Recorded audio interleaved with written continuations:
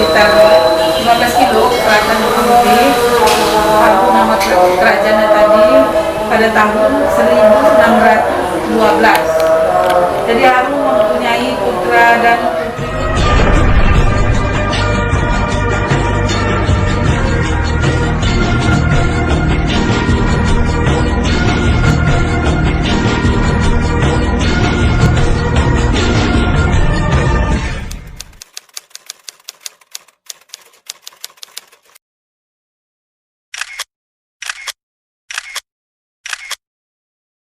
Assalamualaikum warahmatullahi wabarakatuh. Jumpa lagi kita di Kristal Indonesia Channel.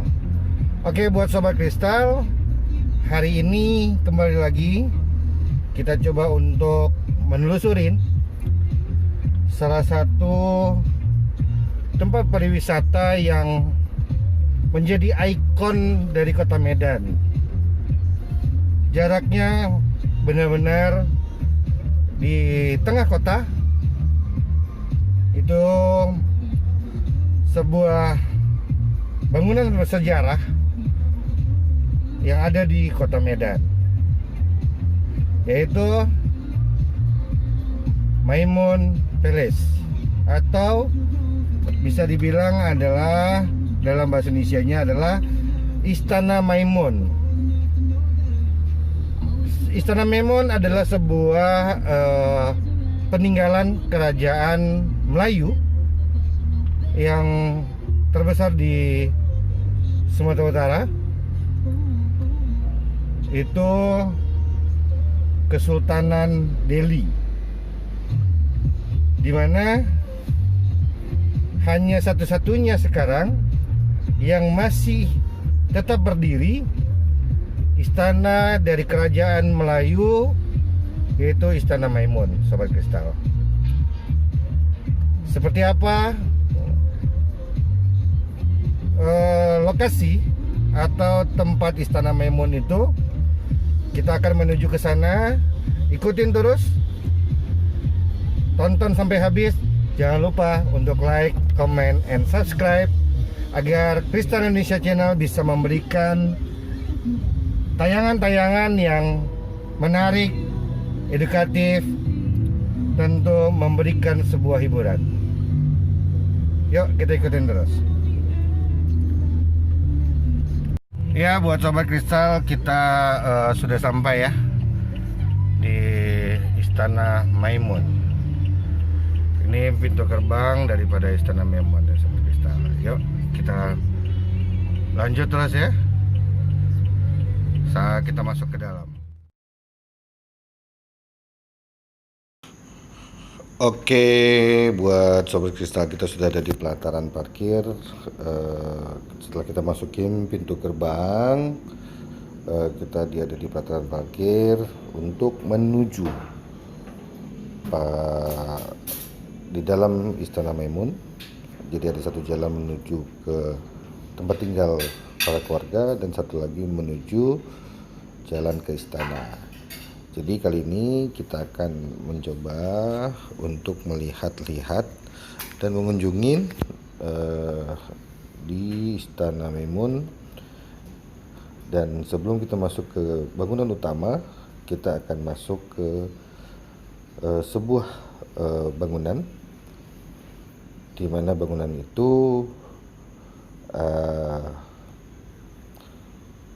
sejarahnya adalah ada meriam buntung.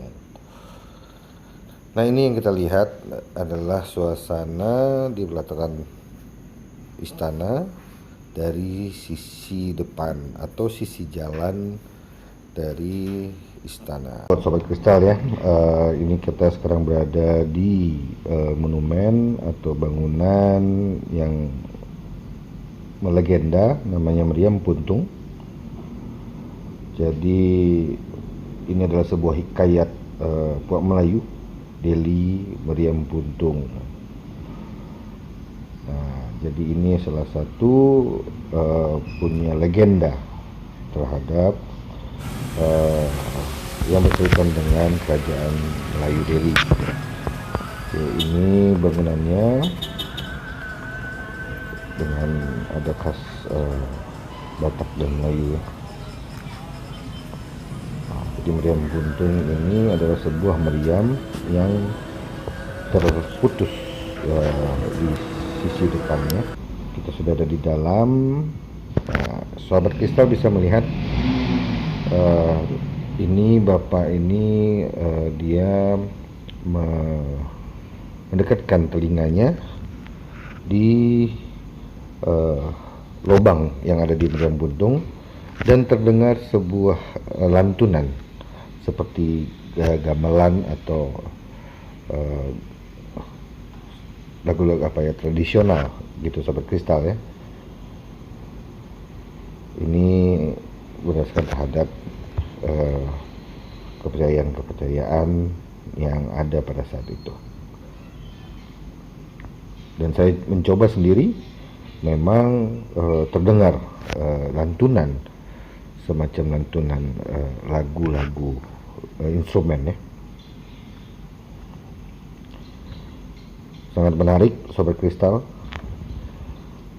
Kita bisa lihat di depan dari meriam ini terputus, dan menurut cerita hikayatnya bahwa putusnya atau sambungan sebagian lagi dari meriam ini ada di tanah karo. Jadi Sobat Kristal, meriam buntung ini dulu tidak berada di lokasi yang sekarang, tapi adanya berada di posisi kerajaan dulu di Deli Serdang.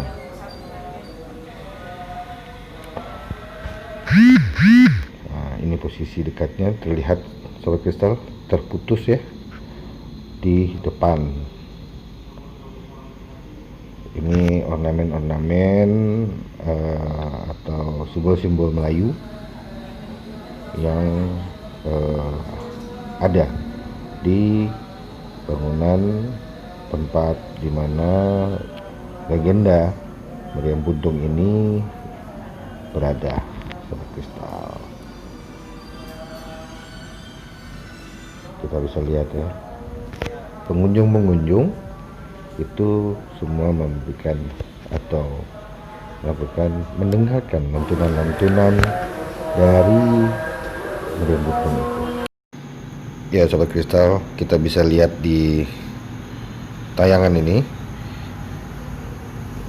bapak tersebut lagi mendengarkan lantunan-lantunan yang ada di meriam buntung ini.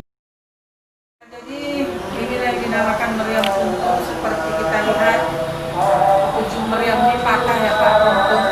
Jadi cerita meriam buntung ini sebelum ada dulu Kesultanan Deli, kerajaannya lebih awal, namanya Kerajaan Haru-Baru di Deli Tua sana, sekitar 15 kilo ke selatan Bukit. Aku nama kerajaannya tadi pada tahun 1612. Jadi Haru mempunyai putra dan putri 3 orang. Yang pertama Mambang Yajid namanya, 2 putri hijau. Yang ketiga si Mambang Kayali atau Mambang Sakti. Jadi 2 pria, yang pertama wanita. Wanita ini namanya putri hijau. Jadi beliau inilah yang mulai persumping Putri Aceh. Mungkin karena berbagai hal, putri tadi ditolak, akhirnya diserang Aceh kerajaan putri. Di dalam peperangan itu, kerajaan putri hijau ini mengalami kekalahan. Maka bersumpahlah di si putri yang musuh dengan kesaktiannya, menyatulah sukma atau kekuatannya ke meriam ini. Jadi pada waktu itu meriam ini ditembakkan ke arah pasukan Aceh yang ingin menyerang. Nembak terus menerus, akhirnya meriamnya panas, merah, patah. Jadi patahannya itu terpentalnya ke Sukanalu. Di sini kita cuma ada fotonya. Sukanalu ini nama surga desa di dataran Titikan. Jadi singkat cerita, kalah kerajaan putri, dibawalah si putri pergi, tapi dengan 3 syarat: bertih, telur, satu lagi kerendah kaca. Bertih itu seperti itu contohnya Pak, seperti popcorn tapi dari padi. Biasa kalau suku Melayu hitanan, ya haji, pernikahan itu mempergunakan itu untuk tepung tawar.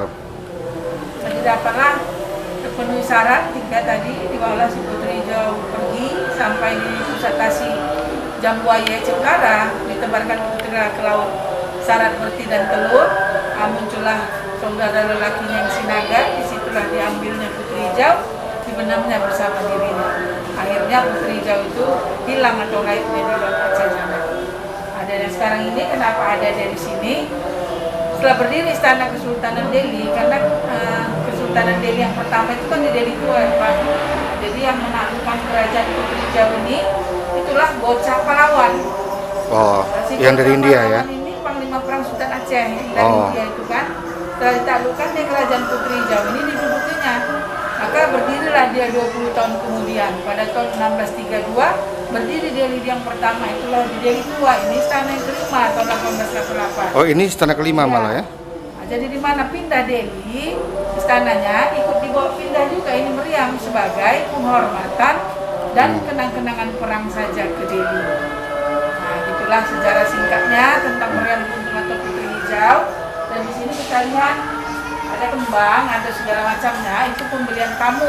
Jadi itu tradisi ya Pak. Jadi dengan masing-masing itu ada yang ziarah, ada yang nazar. Itulah sejarah singkatnya tentang meriam kuntum atau Putri Hijau.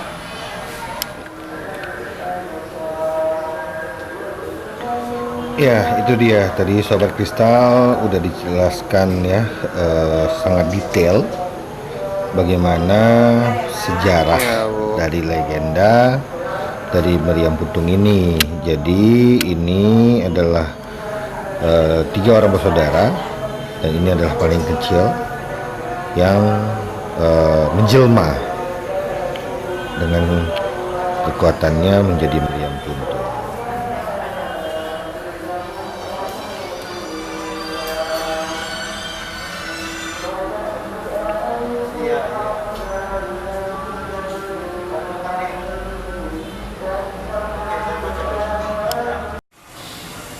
Jadi begitu ya, buat Sobat Kristal semuanya, kita sudah mendengarkan dan mengikuti semua tentang legenda dari meriam puntung yang menjadi salah satu hikayat Melayu dari tanah Delhi. Oke, ikutin terus, jangan lupa like, comment, and subscribe.